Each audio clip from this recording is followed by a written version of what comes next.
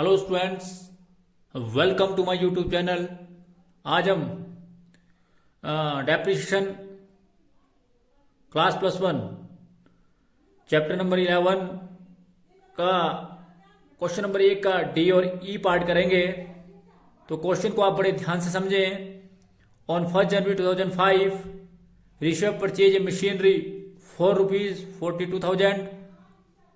Its estimated life of the machinery is ₹10 years, which is residual scrap value ₹2,000 only. Find out the amount of depreciation on fixed installment method and prepare a machinery account। तो आप लोगों को इस question के अंदर ये पूछा है कि आप जो है एक तो मशीनरी अकाउंट प्रिपेयर करो और दूसरा कि किस प्रकार से जो है इसकी डेप्रिसिएशन की वैल्यू को फाइंड आउट किया जाता है उसको निकालो। तो क्वेश्चन नंबर इसका डी पार्ट, क्वेश्चन नंबर जो आपका एक है इसका डी पार्ट। सबसे पहले हमने मशीनरी को खरीदा जी। हमने मशीनरी जब खरीदी, पहले अमाउंट ऑफ डेप्रिसिएशन कैसे निकाला जाएगा। डेप्रिसिएशन पर एनम 42,000 की हमने इसको खरीदा। इस पे हमने 2,000 रुपये हमारी स्क्रैप वैल्यू हुई। तो हर साल जो डेप्रिसिएशन लगेगा वो लगेगा जी 4,000। हर साल जो है 4,000 रुपीज जो है वो डेप्रिसिएशन लगाया जाएगा।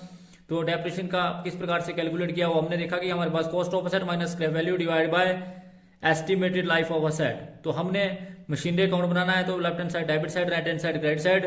पहला कॉलम डेट का, फिर अगला कॉलम जो है पर्टिकुलर्स का, ledger folio amount in rupees, date particular, ledger folio amount in rupees. हमने सबसे पहले जो है वो 2 बैंक मशीनरी खरीदी। तो हमने यहाँ करना 2 बैंक जो है वो डेबिट किया जाएगा। और जितने से हमने इसको खरीदा 42,000 से, तो 42,000 से हमने इसको बैंक डेबिट किया। फिर हमने 2005 दिसंबर 31 को जो है वो डेप्रिसिएशन लगाया बाय डेप्रिसिएशन अकाउंट। और इस पे जो डेप्रिसिएशन लगा वो लगा जी 4,000 का। 4,000 जो है वो डेप्रिसिएशन लगाया। फिर हमारे पास बैलेंस बचा 38,000। आमने सामने जो है वो 42,000 और 42,000 ये हमारे पास 31 दिसंबर 2005 को बैलेंस बचा। यही बैलेंस जो है अगले साल का ओपनिंग बैलेंस 2006 जनवरी 1 टू बैलेंस ब्रोट डाउन आपके पास बचा 38,000। फिर आपने 2006 दिसंबर 31 को आपने डेप्रिसिएशन लगाया बाय डेप्रिसिएशन अकाउंट और ये आपने लगाया 4,000।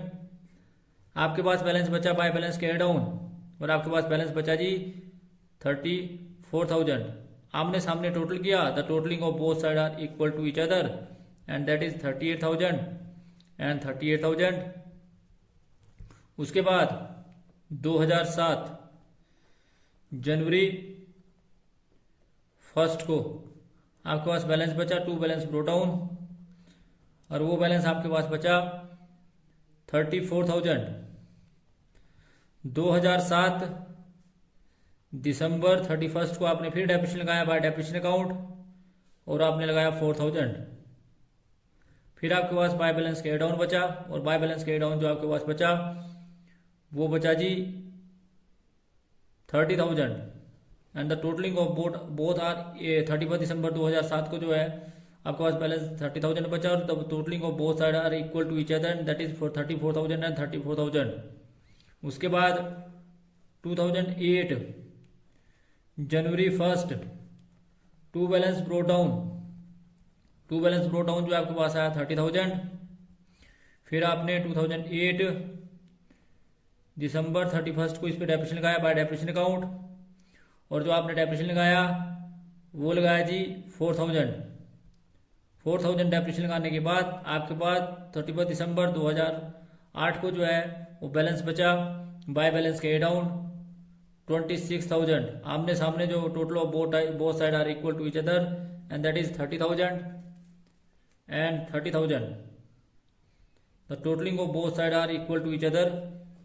उसके बाद आप सभी जानते हैं, अगर आप बात करें कि हमारे पास जो है बैलेंस बचा, कब बचा जी बैलेंस हमारे पास 2008 जनवरी 1 को 30,000। उसके बाद 2009 को कब बोला जनवरी 1 हमारे पास बैलेंस बचा 2 बैलेंस ब्रो डाउन और 2 बैलेंस ब्रो डाउन जो हमारे पास बचा था वो 26,000 था। फिर हमने 2009 दिसंबर 31 दिसंबर 31 को जो है वो डेप्रिसिएशन लगाया बाय डेप्रिसिएशन अकाउंट, और जो आपने डेप्रिसिएशन लगाया वो भी लगाया 4000, और जो हमारे पास पेयर डाउन बचा वो बचा जी 22,000। The totalling of both side are equal to each other 26,000 and 26,000। तो इस प्रकार से ये था जी आपका क्वेश्चन नंबर 1 का डी।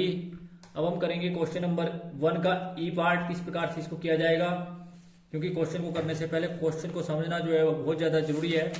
तो इसका ई पार्ट जो है वो कैसे किया जाएगा वो हम करेंगे आपके सामने। क्वेश्चन नंबर 1 का ई पार्ट, तो पहले क्वेश्चन को पढ़ते हैं। क्वेश्चन हमारे पास है कि on 1 January 2007 a machine was purchase 23,000, cost of its installment is 2,000 and the estimated life of asset is 5 years. After 5 years the scrap value of this asset is 5,000. Prepare machinery account for 3 years. Provide depreciation by fixed installment method. Also calculate the rate of depreciation. Closed accounts are closed 31st December every year. तो किस प्रकार से इस question को किया जाएगा, question is very important, ध्यान रखें इस बात का, ये क्वेश्चन जो है वो बड़ा इंपॉर्टेंट है। तो किस प्रकार से इस क्वेश्चन को किया जाएगा, तो क्वेश्चन नंबर 1 का ई पार्ट की अमाउंट ऑफ डेप्रिसिएशन जो आपने किस प्रकार से कैलकुलेट करना है।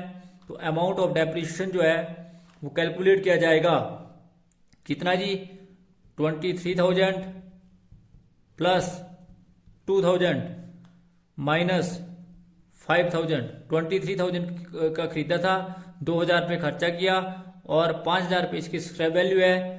5 साल के बाद इसकी स्क्रैप वैल्यू जो है 5,000 होगी, इसका मतलब एस्टिमेट लाइफ 5 साल है। तो ये जो टोटल आपके पास आया वो आया जी आपके पास 4,000 हर साल जो है डेप्रिसिएशन लगेगा। साथ में आपसे पूछा भी किस प्रकार से इसका रेट ऑफ डेप्रिसिएशन कैलकुलेट किया जाएगा।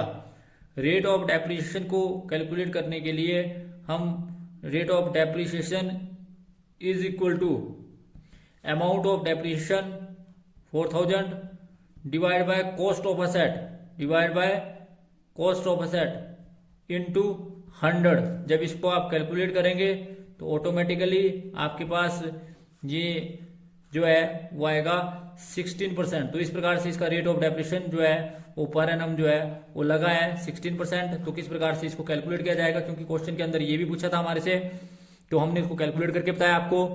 उसके बाद हम मशीनरी अकाउंट बनाएंगे। जब मशीनरी अकाउंट बनाया जाएगा तो left hand side is called debit side and right hand side is called credit side. पहला कॉलम आपका डेट का, फिर पर्टिकुलर्स का, फिर लेजर फोलियो, फिर amount in rupees, date, particular, ledger folio and amount in rupees. तो 2007 जनवरी 1 को आपने 2 बैंक किया, और जो आपने 2 बैंक किया ईच एंड एवरीबॉडी नो कि आपने जब इसको परचेज किया तो आपने इसको परचेज किया था 23,000 में कॉस्ट थी, प्लस 2,000 इस पे खर्चा किया, तो टोटल आपने इसको परचेज किया 25,000 का। ध्यान रखें इस बात का कि कॉस्ट ऑफ असेट भी जो है, कॉस्ट ऑफ असेट में purchase price plus any type of expenses incurred on the establishment of this asset, ये दोनों जोड़े जाएंगे। तो इसका मतलब है कि इसकी जो टोटल कॉस्ट है वो 25,000 की है। तो 2007 में दिसंबर 31 को आपने इस पे डेप्रिसिएशन लगाया बाय डेप्रिसिएशन अकाउंट, और जब आपने डेप्रिसिएशन लगाया तो आपने देखा कि आपने कैलकुलेशन की थी कि ये 4,000 एवरी ईयर लगेगा। तो आपके पास 2007 दिसंबर 31 को जो आपके पास बैलेंस बचा 21,000, और आपने टोटल किया इसका तो 25,000 and 25,000। The totalling of both side are equal to each other, that is 25,000 and 25,000। उसके बाद 2008 जनवरी 1 में आपके पास इसका बैलेंस आएगा 2 बैलेंस ब्रोट डाउन। जो 2 बैलेंस ब्रोट डाउन आया वो आया जी आपका 21,000। फिर आपने 2008 दिसंबर 31 को इस पे डेप्रिसिएशन लगाया, और डेप्रिसिएशन लगाया वो 4,000 लगाया। 4,000 डेप्रिसिएशन लगाने के बाद 31 दिसंबर 2008 को आपके पास इसका बैलेंस बचा 17,000 and the totalling of both side are equal to each other, that is 21,000 and 21,000। फिर आपने 2009 की अगर बात करें, जनवरी 1 में हमारे पास इसका बैलेंस आया 2 बैलेंस ब्रोट डाउन, और 2 बैलेंस ब्रोट डाउन जो हमारे पास आया था वो 17,000 आया। फिर 2009 दिसंबर 31 को आपने डेप्रिसिएशन लगाया बाय डेप्रिसिएशन अकाउंट, और वो लगाया जी 4,000। फिर 31 दिसंबर को बाय बैलेंस कैरी डाउन बचा आपके पास, और वो आपके पास बचा 13,000 and the totalling of both side are equal to each other, that is 17,000 and 17,000। और इसका जो आंसर आएगा अर्थात 2010 में जनवरी 1 में आपके पास जो बैलेंस बचा वो to balance brought down and that is 13,000 जो आपका इसका आंसर है। तो किस प्रकार से क्वेश्चन नंबर 1 जो बड़ा आसान से तरीके से मैंने आपके 2 वीडियो के अंदर बताया, 2 पार्ट में आपको बताया। पहले पार्ट में आपको सी तक कराया था, फिर दूसरे पार्ट में डी और ई कराया। तो किस प्रकार से इन क्वेश्चनों को करना है ध्यान रखें इस बात का। सबसे पहले ऐसे मत लेना है लाइटली, सबसे पहले आपको सिंपल क्वेश्चन को आना चाहिए। कई बार पेपर में जो है बहुत ही सिंपल क्वेश्चन आता है और ये 8 नंबर का आपका क्वेश्चन है, और कई बार आपको यही 8 नंबर का क्वेश्चन जो है बड़ा ही सिंपल आता है, क्योंकि कोविड पीरियड है। कोविड पीरियड में हो सकता है कि बहुत आसान आपको क्वेश्चन आए, तो या 8 नंबर की बजाय ये ज्यादा नंबर का आए। तो इसलिए इस बात का ध्यान रखें कि आप इस क्वेश्चन को बड़े ध्यान से करें। और क्योंकि जब आप आसान स्टेप को करते हैं उसके बाद आप इसको परचेज और सेल भी आप सीखते हैं। तो मेरा सभी चाहने वालों से, सभी बच्चों से, सभी स्टूडेंट से यही आग्रह रहेगा कि आप वीडियो को अंत तक देखें, पूरा देखें, कभी भी वीडियो को बीच में क्विट ना करें। क्योंकि ऐसा भी ना सोचें कि भी आपको ये बहुत आसान लग रहा है। मैंने जैसे आपको बताया practice makes a man perfect, कि जब आप लगातार प्रैक्टिस करते हैं आप सोचेंगे भी सर ने जो है वो सारे क्वेश्चन जो है इतने इजी क्वेश्चन जो है सारे कराए। ये इसको कराने का मेन मोटिव यही है प्यारे बच्चों कि आपको, मेरे सभी स्टूडेंट्स को जो है कोई भी क्वेश्चन करने से पहले जो है वो बड़े ध्यान से आए। और क्योंकि मेरा हमेशा से यही रहा कि जब भी कभी मैं किसी को क्वेश्चन करता हूँ तो बड़े ध्यान से कराता हूँ और सभी बच्चों को समझ भी आता है। तो thanks for watching the video, please like and subscribe my channel. Thank you.